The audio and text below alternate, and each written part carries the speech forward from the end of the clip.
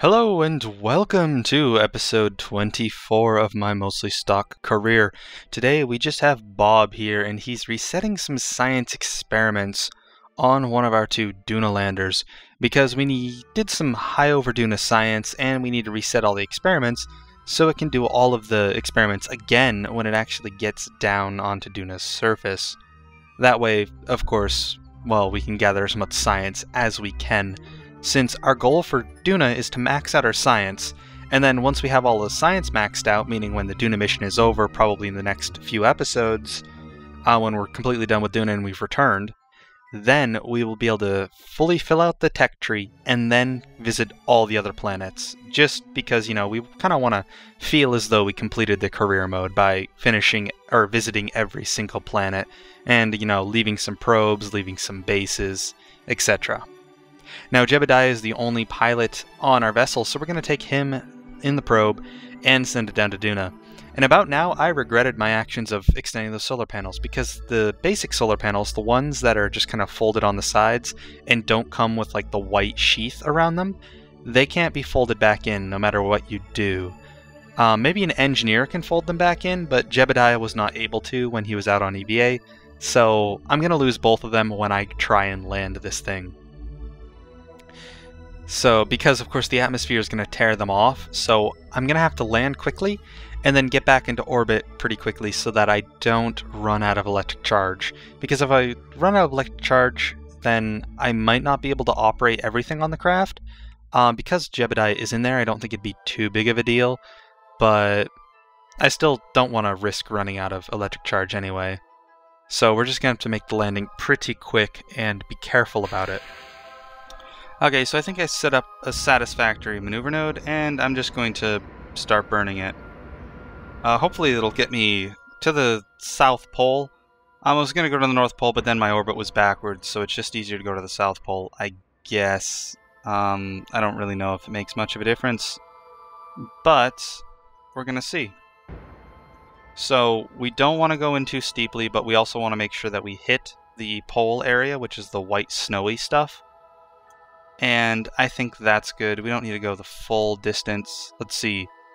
We spent about 150 liquid fuel for 600 meters per second, which means we still have probably another 1300. That should easily be enough to get back into orbit, since an orbit is only about 800. Or at least the orbit we had was only about 800. We can probably do a low orbit. We'll have to see. Anyhow, let's start preparing for our landing. So, unfortunately we can't retract the solar panels, so we're at full electric charge. That's good. We just have to, I guess, be kind of conservative. I mean, we got Jeb, so we can still operate the thing even if we run out of electric charge. But I mean, it'd still be unfortunate if we actually did run out. So here we go, we'll face the correct direction, and we're going to start going towards the pole. Of course, falling down at an increasing pace until we start to hit the atmosphere and actually slow down. Now I'm curious as to where the atmosphere starts on Duna. I never... Whoa! Excuse me. Ambient light adjustment. That's a little harsh, don't you think? We want... Wow, that's really effective in the white snow. We just need a little bit then. It'll be a bit tough to see the craft, but at least we won't be blinded by the snow. It does look like we're moving closer to the day side, so we probably won't need ambient light adjustment in a little bit. And let's see, I want to say it's... The atmosphere starts around 60. We'll actually get an exact number this time around. 50 then. Yep, okay, so it starts at 50. Of course, I don't remember that from last time, because when I landed those two things, it was a couple weeks ago, because it's been a while since we've been in Kerbal Space Program. But we're going to try and land this thing. And what I would... My preference, to be honest, is to just start blasting the engine. Like, full throttle until we slow down, so that I don't lose the solar panels. But I know how inefficient that is, and I know how bad of an idea that would actually be. So I'm better off just losing them and going from there. Now that I think about it, I should be able to get some atmosphere science. Yes, I can. Now, I'm not going to send it. And the reason I'm not sending it is because if I send it, it's going to... If I send the data, it's going to use a lot of electric charge, which I don't want to use. Now, I'm only doing the experiments I can repeat. Meaning, some of these don't need to be reset. So I'm only going to do the ones that I know I can do. Let's see. We'll keep the data. Should be able to do an atmospheric analysis for 100 science. That's pretty good. Overdunus poles. Keep the data. Okay, so... I'm actually going to set all of these to deploy at a higher altitude while we're falling, because I want to make sure that I can use as little fuel as I have to for the landing. So they'll all deploy about 2,000. That's good enough for me. As long as nothing overheats, then I am fine. If something starts to overheat, of course I'll have to use the engine, but until that starts happening, I'm just going to hopefully let drag take care of everything for me. I do wish I knew the exact altitude. I think I'm a lot lower than I really am. However, we are slowing down. Let's switch this. Oh, it was on surface mode. That's good. It was being smart. We lost the solar panels like I said we would, unfortunately. I'm getting a little paranoid because I see the ground coming up very quickly. And I don't like seeing the ground come up that quickly. Yeah, we need to use the... We can't trust the parachutes. They're being risky too long, and I need to stop moving. Still risky. Oh, we're getting close to the surface. I don't like this. Oh, we should be safe. I think we have enough altitude.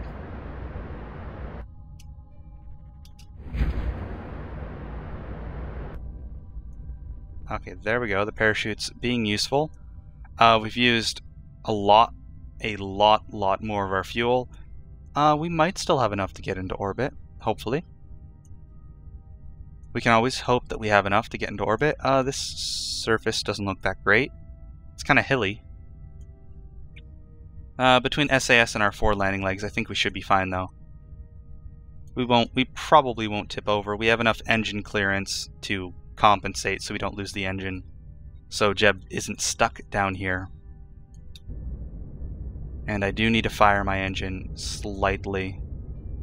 And of course, it always looks worse the closer you get.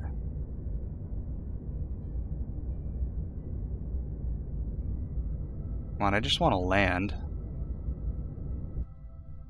Nope, nope, nope, this isn't good. That's actually really bad. Wow, I'm surprised we didn't break. Alright then. Is it really normally a pink color? Oh, that's odd. I'm guessing we do not have the SAS control to cope with this. No, we don't. How about we try something? We'll put the gears away.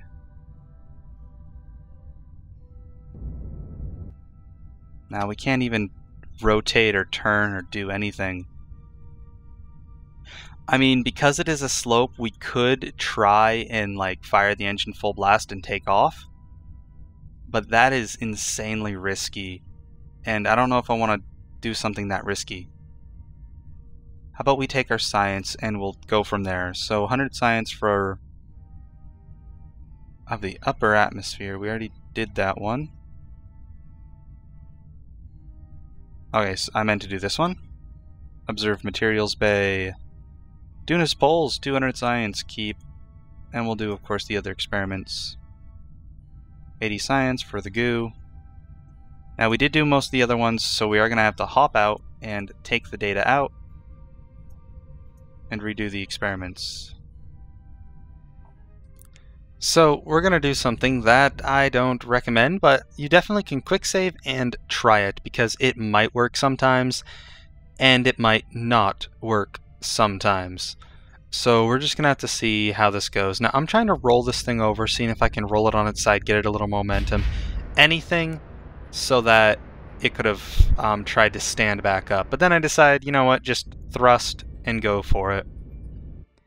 And all that means is I'm going to see if I can't get this thing into orbit just by firing it off in a direction to see how this works. Of course, using both monopropellant and the liquid fuel to get in as much height as it can. Now, I didn't believe from the start this would have enough fuel to actually get in orbit around Duna by itself. However, since I've already taken care of all the science, I was hoping that I would be able to use all the fuel, grab the science, and then have Jebediah go the rest of the way, the brave Kerbal that he is. And, as it turns out, I am successfully able to gut there.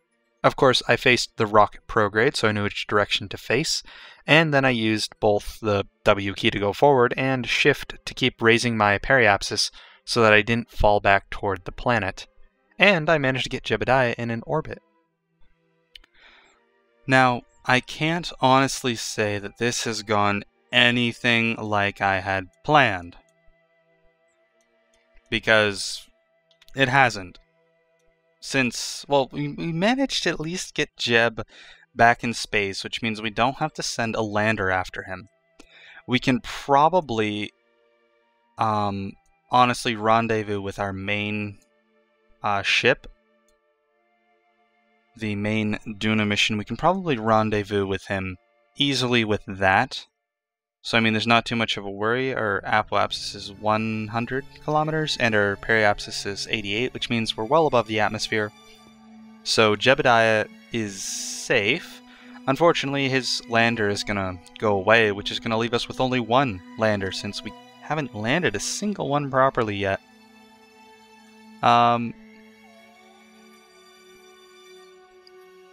I'm trying to think of the best way to get around this. We probably want to land our last one over by the refueler, the refinery. That way we can pick up a Kerbal, because they do have probes. They can be operated without an operator. And I think that's what we're going to do. So we're going to leave Jebediah where he is. We will pick him up before, well, we leave.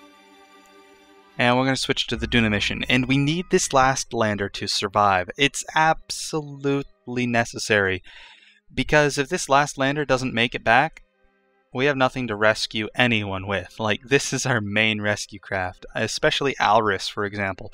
Because this right here, the main transfer ship here, it cannot go and rescue Alrus. It can't land. So we're kind of very dependent on making sure this last lander survives. So after dropping the main Duna mission into a lower orbit, and then detaching the new vessel, or the last lander vessel from it, and of course setting up its own encounter with its ground targets, here we are. We are trying to land the last one with the high hopes we won't crash it, we won't fail, we won't tip it on its side, and it won't spontaneously break upon touching the surface. Many things could go wrong, so we'll just have to see how it goes. And since we're going to be landing near something that can give it fuel, I am fully prepared to use all of the fuel in this lander, and I have no quarrels if I accidentally run out. Now, I originally targeted the wrong one, so I just made a quick correction. Of course, the atmosphere trying to make it so I can't really turn in the direction I want. I did overshoot the target, but like I said, I have enough fuel to compensate for that. So here I'm trying to set my parachutes so that they deploy at a little higher altitude than 500. And I do manage to set them all to be about 1200, give or take, like 500. So 1200 was the target range. I'm not going to take the extra time while I'm trying to land this thing to ensure I get them all exactly the same, but I will try to get them close. And of course, just using my engine and trying to maneuver around with the parachutes still deployed, I managed to get closer into about 1 kilometer from my target. And there we have it. The parachutes are deployed. We're going to be about 1 kilometer away. That shouldn't be an issue with the rover since my initial landing I moved the thing 7 kilometers pretty quickly and pretty easily. And it looks like the ground below us is flat, nice and flat, so we shouldn't have a problem with that. Of course, we'll stop time acceleration. Make sure our landing is nice and soft. And it does look to be on nice flat terrain, so I'll just keep throttling around until... Oh no, don't do this to me. Oh, thank you. Thank you very much for not flipping me over. And of course, from there, I just grab my rover after it does a little bit more mining, and I allow the refinery to process the ore into liquid fuel and oxidizer. I just kind of bring it over, detach it from the refinery, fill it up with fuel, of course, first, and then send it over to where I can eventually dock it, just kind of maneuvering back and forth until I'm facing it closely enough to just kind of press the claw into the side very gently so that I don't accidentally push it over, because this rover is actually much more massive than the lander.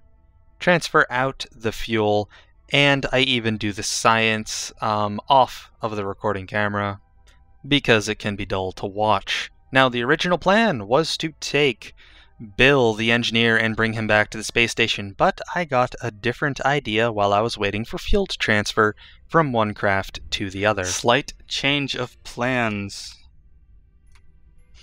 So we're gonna take Bill, and oh, he's gonna touch the ground. Come on, you can do better than that. Here we go, nice big jump, that'll help you fly. And now we're just gonna have you very lightly crash back down onto the rover. I actually wonder how heavy Kerbals are.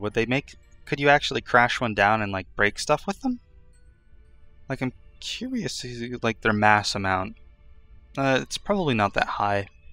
Okay, so the reason we're putting Bill back and we're gonna take this thing empty is because when we try and get into an orbit from launch, we can probably pick up Jebediah, since, well, he needs rescuing. So let's see. Everything rotates the wrong way. Give it some time acceleration because we're going to launch when we get here. Regardless if Jeb is exactly where we want him to be at the time, but we're going to launch into Jeb's orbit basically. We can wait one more. Actually, this might line up to be pretty close to being very ideal. No, Jeb's moving really fast. We'll give it one more. Okay. So that's probably a little late, but it should be okay. Let's hit F5 just in case. Turn everything on. I don't know where he is. Let's see. Orbit, surface.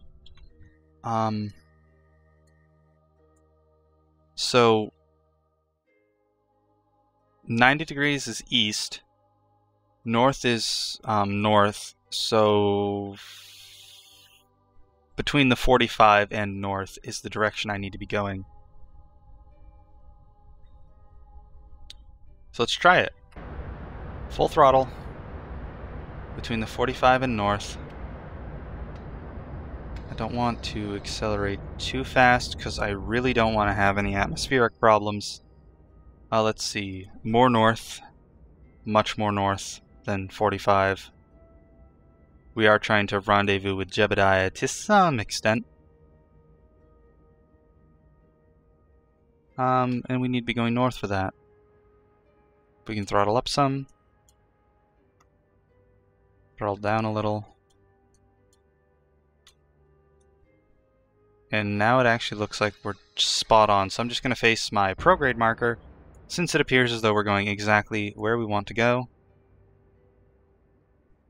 And I'll try not to accelerate too fast. I'm just a little fearful that if we accelerate too fast, just like on Kerbin, we'll lose control.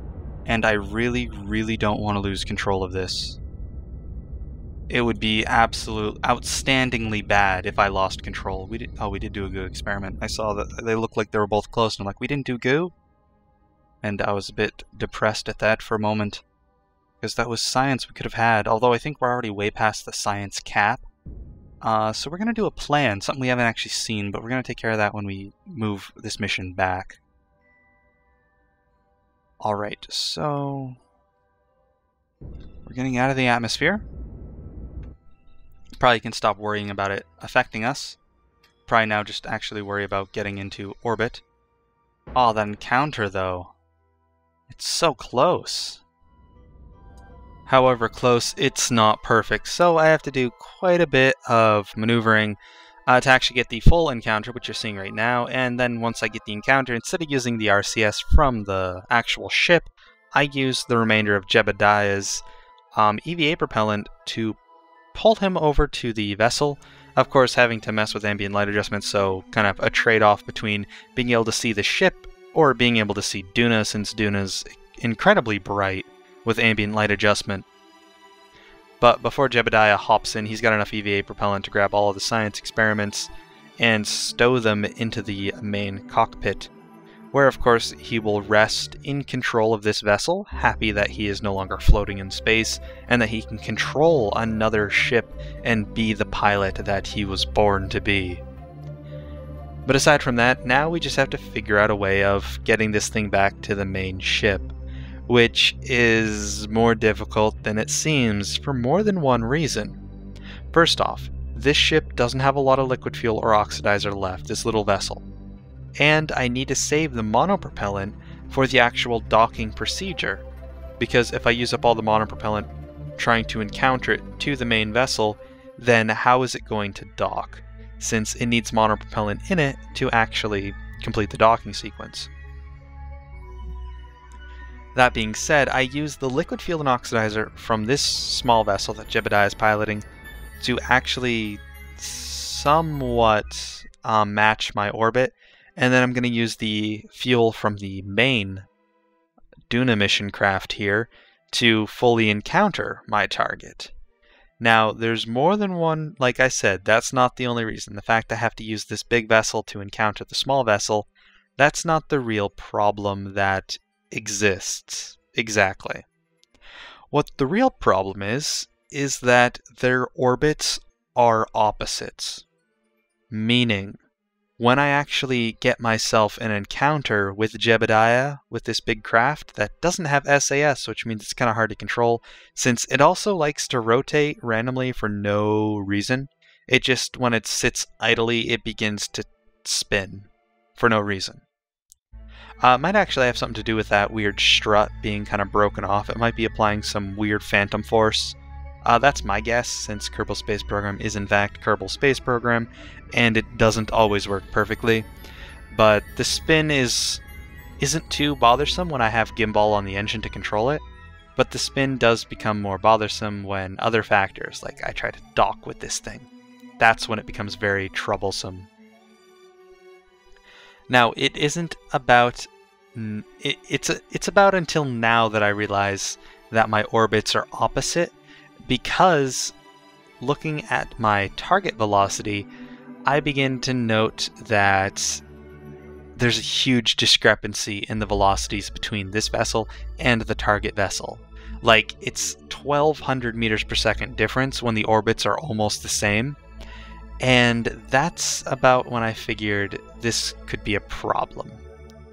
So you'll notice I do my last burn just to try and fully align the planes so that the two will encounter as close as they can, and then I go to my target velocity and I see, oh look, we're sitting at what right now? 1500 delta V as the difference in relative velocity. I don't know if, at the time I didn't know if I had enough fuel for this. Apparently I had exactly enough fuel for this launch. Or not this launch, but this encounter. So what I do is when I get close, I have to make sure my thrust limiter is all the way up so I can burn as quickly as I can. And when I get close, I try to match my velocity. Of course, pushing my retrograde vector toward my anti-target so that I can move towards the target As you're seeing, I get a 0.7 kilometer encounter with this. When I continuously push the two together to match velocities, once I'm at 1.3 meters per second, I decide it's time to grab the monopropellant with Jebediah and start docking. Now, this is the final problem with this maneuver. Look at the ship and how it just so gloriously spins on its own for no accountable reason. How does one dock with something that's that absurd? Well, I had figured that there's no way I can actually dock with it if it's going to keep spinning like that. I keep trying to time accelerate to stop it, and it keeps continuing to spin. So no matter what I do, I can't stop it from spinning. So what I decide to do instead is, once I stop myself from moving close to it, I grab a Jebediah here, and I put him in the pilot seat before it spins too fast that he can't actually get in, and I use Jebediah's ability to turn SAS on to hold it steady, and that actually works. I'm surprised that it actually worked as well as it did, because it held the ship completely stationary, stopped it spinning, and allowed me to go in for an easy docking. Now all that I have to really focus on, that I have everything back here, I have my rescue ship for Alrys over on Ike, all I need now is more fuel. And that's where I'm going to go pretty soon. Next episode, I should say, we're going to rescue Alrys. We're going to check for the Duna hauler, the big hauler vessel that we brought over. We're going to check how much fuel it has. If it has enough fuel, we're just going to dock it and take the fuel. If not, we're going to land it, grab some fuel from the refinery, and then come back. Of course, long process. But until then, this was episode 24 of my Mostly Stock Career. I'm PTT GRW, signing out.